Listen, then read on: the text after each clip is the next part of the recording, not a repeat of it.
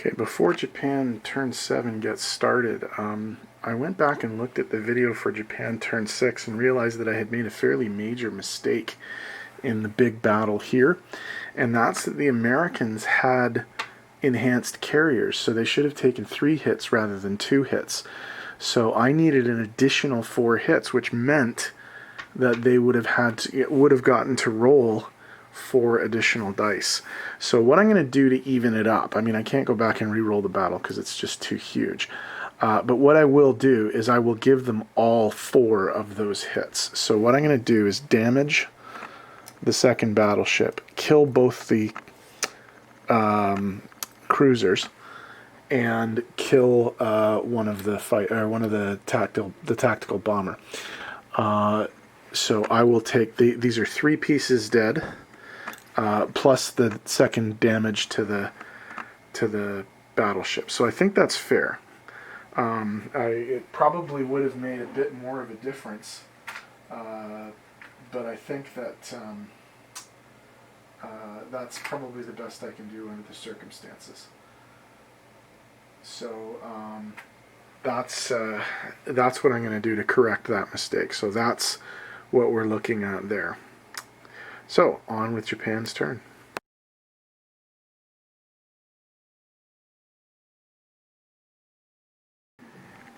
Okay, Japan turn 7. They're purchasing the following: 2 infantry, 1 artillery, and 1 fighter. So that's 6 plus 4 is 10 plus 10 is 20. Remember, they get a discount on all of their boats, so that's 2 transports for 12, a strat bomber for 12, 2 tanks for 12, that's 7, and that's 13, so that's 20, 32, 44, 56, so 76 IPCs total. They will be declaring several attacks, mainly against the Chinese. They're going to bring an infantry and an artillery and a tactical bomber into Kansu against the lone Chinese infantry. They're going to bring a tank and a mech into Shenxi against the lone Chinese infantry, along with a tactical bomber. And down here in Yunnan, they're going to bring infantry and an artillery, plus a strategic bomber into Sichuan. The other attack that they have is they are going to load up 2 infantry and artillery and a tank onto 2 transports. They're going to bring the entire Navy from C-Zone 6 into C-Zone 35. In C-Zone 35, they will sink the Aussie transport, and they will land in the Philippines. So let's get started.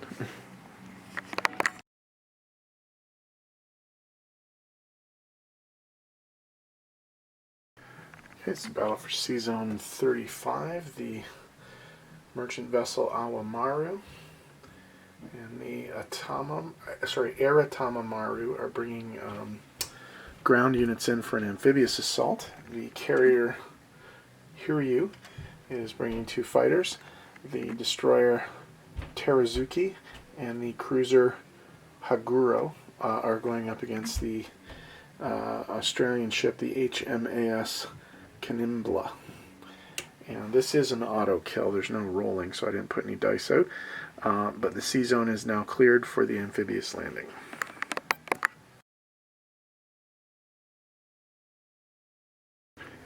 Okay, the amphibious assault on the Philippines.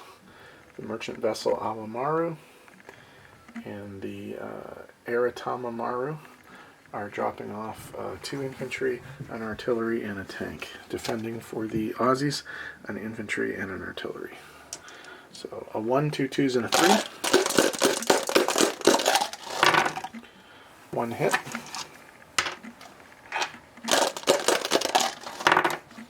No hits.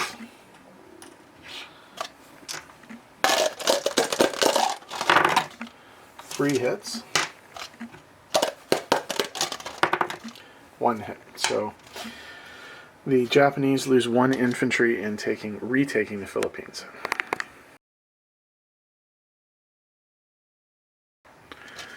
Okay, attack on Kansu, infantry artillery, supported by a tactical bomber.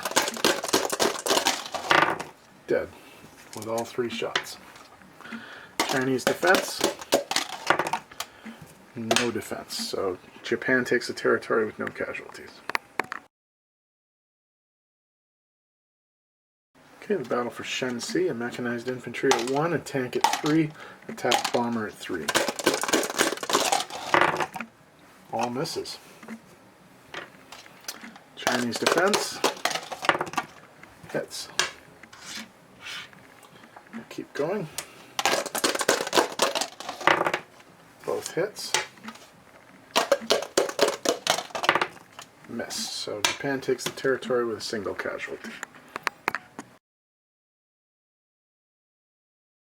For Szechuan, infantry, artillery, 2 each, and then a strategic bomber. Killed. Defense, miss. Japan takes territory, no casualties. Okay, non-combat for the Japanese. The attack bomber from Kansu is going to land in Hopei. The attack bomber from Shenxi is going to land in Hopei. The strat bomber from Szechuan is going to land in Kiangsu. And then the 3 artillery from Kiangsu are going to go to Anhui, Shantung, and one of them will be railed to Shahar. The only other movement is up here. The naval contingent in C-Zone 7 will move back to C-Zone 6. And one of the tactical bomber that is on Japan will fly onto the carrier. So that's it. Back in a sec.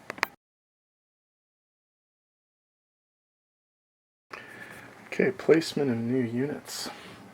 The 2 new transports are going to go in C-Zone 6. The new strat bomber is going to go in Japan. 1 infantry and 1 artillery and 1 tank are going to go in Japan. In Kiangsu, we're going to put 1 tank and 2 infantry. And then in Calcutta, or actually more accurately in the C-Zone next to Calcutta, 39, we're going to put our new carrier and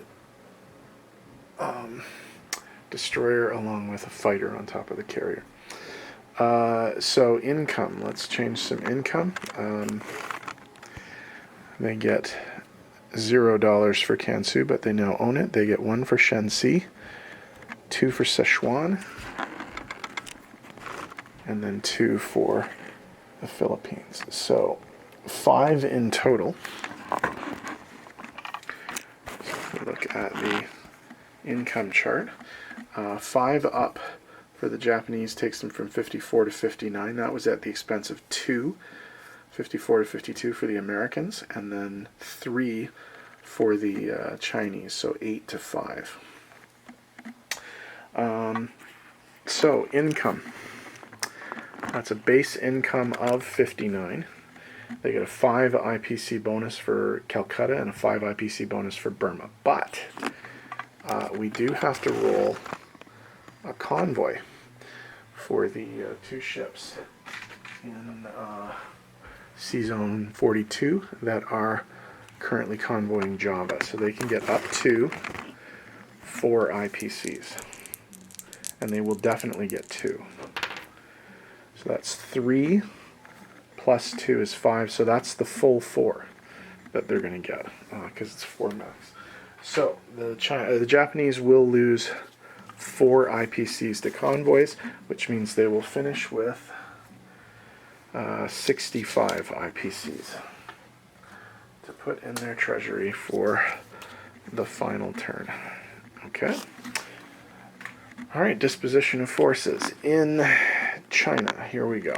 Kansu, 1 infantry, 1 artillery. Shenxi, 1 tank. Szechuan, 1 infantry, 1 artillery. Hopei, 2 attack bombers. Shahar, 1 artillery. Anhui, 1 artillery. Shantung, 1 artillery. Kiangsu, 1 strat bomber, 2 infantry, and 1 tank. West India, 1 artillery and 1 tank. India, 1 infantry, 1 tank. C-Zone 37, 1 carrier, 1 with a fighter on it, 1 destroyer, and 1 transport. On Java, 3 artillery and 2 infantry. On the Philippines, 1 infantry, 1 artillery, 1 tank. In C-Zone 35, 2 transports, 1 fully loaded carrier with 2 fighters, 1 destroyer, 1 cruiser. Carolines, 2 infantry, 1 AA gun. EWO, 1 infantry. And then C-Zone 6, 2 damaged carriers, 1 carrier with a fighter and attack bomber, and 2 transports. On Japan proper, 1 strap bomber, 3 fighters, 1 tank, 1 artillery, 3 anti-aircraft, and 12 infantry. 12 infantry. Okay, so that's Japan's turn. U.S. and China are up next.